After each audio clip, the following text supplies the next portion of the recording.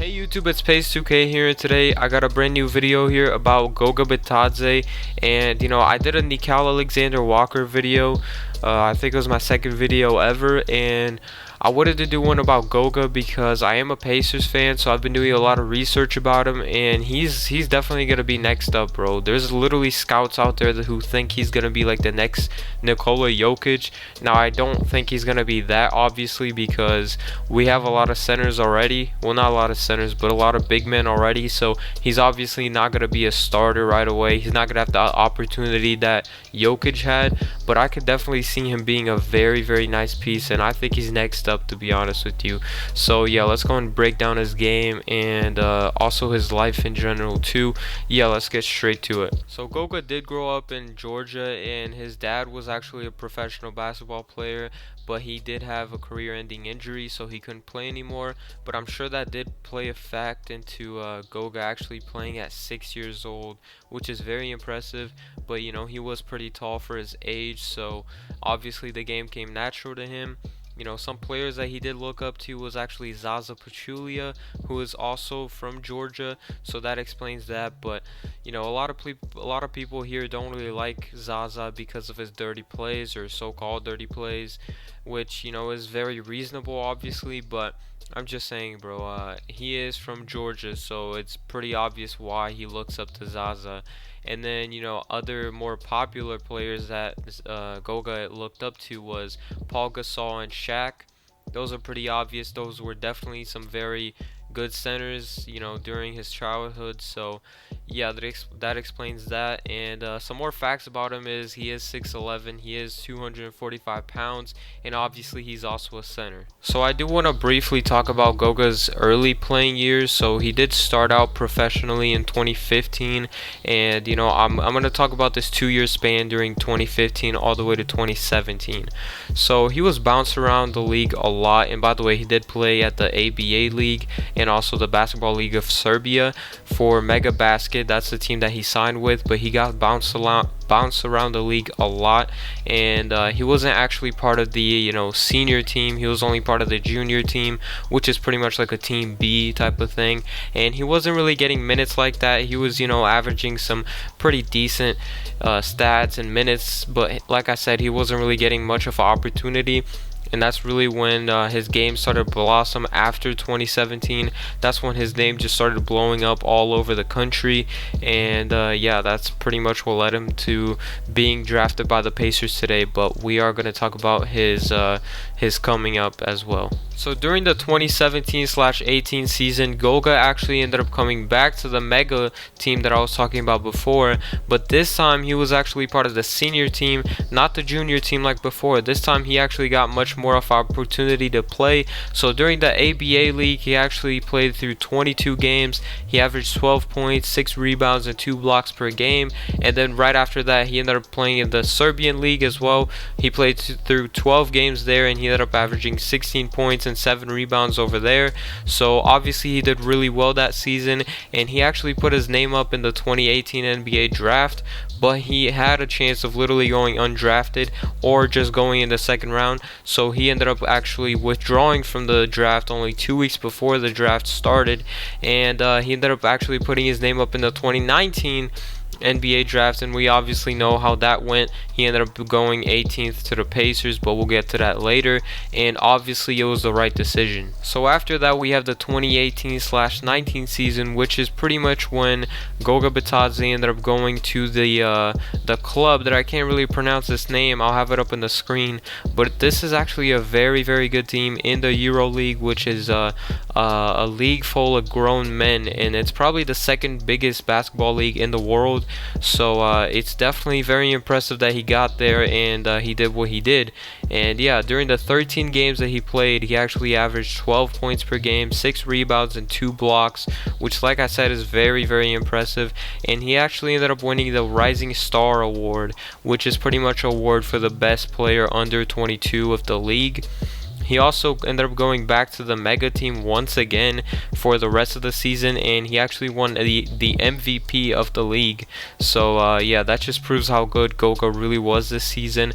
And obviously after that, he put his name up for the 2019 draft, but he actually kept it this time, and he ended up going at 18 for the Pacers, like I said. And man, I am very happy with this pick. But yeah, let's go on and actually break down his game now that we're done with his past. So I did kind of skip over this as well. I do want to talk about his pre-draft process as well, just a little bit. You know, it doesn't really matter all that much because he is a Pacer now, but I do want to break it down a little bit. So he did end up working out for the Hornets, Spurs, Pistons, Hawks, and the Celtics as well. So all those teams, obviously, he worked out for. He didn't go to any of them. And I mean, I don't really understand why I didn't go to a lot of them, to be honest with you. You know, the Celtics is kind of understandable. I mean, they got Romeo Langford, but I feel like if they were going to get rid of Al Horford, which they did, then why not just pick Goga? It didn't really make sense to me. They didn't have any Enes Kanter at that point either, so I mean, that could have been a good pick. He could have also gone to the Hornets, which I really don't understand why he didn't go there either. They ended up picking PJ Washington instead, which I think is a downgrade. And he also should have gone to the Pelicans, in my opinion, believe it or not. I actually think the Pelicans could have gotten him at the 17th pick, and ended up getting Cameron Reddish instead of Jackson Hayes at the I believe it was the 8th pick, right? They ended up picking Jackson Hayes. I think that should have been Cam Reddish, and then they could have had him and Goga Bitadze. That would have been a better fit, in my opinion, because, you know, Goga can kind of space out the floor, because that's really what the Pelicans need at this point is shooters. So I mean, I don't know why they didn't really do that. Maybe they just predicted that he was going to be gone by then. So I mean, that kind of makes sense. I'm just really puzzled on why the Hornets didn't take a chance on him, or the Celtics as well. But yeah, that's pretty much it. I'm sorry, Goga, I do have to talk about this picture as well, because bro, I was researching for this video and I just saw this picture once again, and it just reminded me of everything I was feeling during draft night.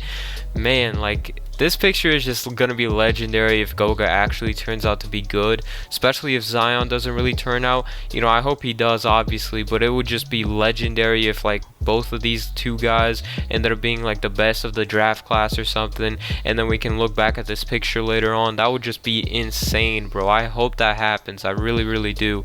And it would definitely be a legendary moment, that's for sure. A lot of NBA players obviously reached out to him, like Dwayne Wade and Draymond Green, which I think is great. They were pretty much saying, use this as energy, you know, make sure that they know your name eventually. So I think that's just positive energy, and I like it. But yeah, we will definitely have to see how this picture can stack up in a few years. I hope Goga can prove everybody wrong. I also think it's important to talk about this as well. So Goga actually didn't play in Summer League this year, and I think it's pretty obvious why. He had a visa situation in the airport, so he couldn't get here, and that's really the excuse right there. You know, he got here right before or right after Summer League ended, so that's kind of disappointing. You know, I would kind of wish that I seen him this summer just to see how he plays with us a little bit, but I mean, it's fine. He's literally played with grown men in the Euro League and just, you know, the ABA League, all of that. He's played with grown men. So if there's any rookie who doesn't need, you know, Summer League experience, it's definitely him, and I'm really excited to see what he can do for us. I do also want to break down this as well. So Kevin Pritchard, who's our GM, the Pacers GM, he pretty much chose to go with talent over fit, in my opinion, during this draft. You know, it was pretty clear that Goga was going to end up being a lottery pick, and he definitely has a lot of potential. Like I said, you know, scouts literally call this guy the next Jokic. Like, that is a huge amount of potential right there, and I wouldn't label that on him, but I'm just saying that's a lot of potential and a lot of talk about him right there. And we obviously picked him at 18. The Spurs were going to pick him at 19 if we didn't do it, and it's pretty clear why we did do it. we really didn't really care about fit, and I think that's kind of important. You see all these teams trying to not get a center because they have too many, or things like that. A lot of fans were saying that after we drafted him, like, oh my god, this is a wasted pick because we have Sabonis and Miles and all these bigs already. But at the end of the day, you can experiment your team, and like, if you're gonna get a good guy, make sure you draft the best player available. That's really what it comes down to. And Sabonis is obviously going to play the power forward position for us, so it didn't even matter at the end of the day. But it's just interesting how he did go with talent over fit, in my opinion. So yeah, it's definitely going to be interesting, because now we know that for any draft picks in the future, I mean, Kevin is definitely going to be looking for talented players over the right fit, and I think that's important. Alright, so this should probably be your favorite part of the video, because I'm about to list off some of Goga's strengths and weaknesses, and I think this is obviously important if you like the NBA in general, so you should be informed on what you're about to watch next season. So yeah, let's get straight to it. If you're a Pacers fan, this should be very, very exciting as well, because I'm about to list off some of his best attributes for us next season. So yeah, let's get straight to it. He is a very good post-up player on the low post as well. He can do some pick and rolls, and he can pretty much bully any other big in the paint. So that's very good, except the the very few like Rudy Gobert or players like that who are very good rim protectors. But yeah, other than that, he's also a very good player at drawing fouls. He can pick and pop, and if you know what that is, you know that Miles does this a lot. It's pretty much a pick and roll, except you go back as a big, and you go ahead and shoot a three, or maybe even from mid-range. But Miles does this all the time, so it's nice to see Goga being able to do this as well. And I'm pretty excited to see that bench unit with him doing that. And he's also a very good rim protector, and he can obviously block shots at a very high rate, which is very good. So obviously he actually reminds me, and probably you as well, of Miles Turner, which is crazy because now they're on the same team. And yeah, some of the bad things about him, not very much, but he's not very athletic, and he actually gets into a lot of foul trouble, which is not very good. So yeah, hopefully he can improve on that during the season and just become the best player ever, you know what I mean? But yeah, that's pretty much it for Goga. I hope you enjoyed this video. If you did, make sure to like and subscribe, and I'll see y'all boys out.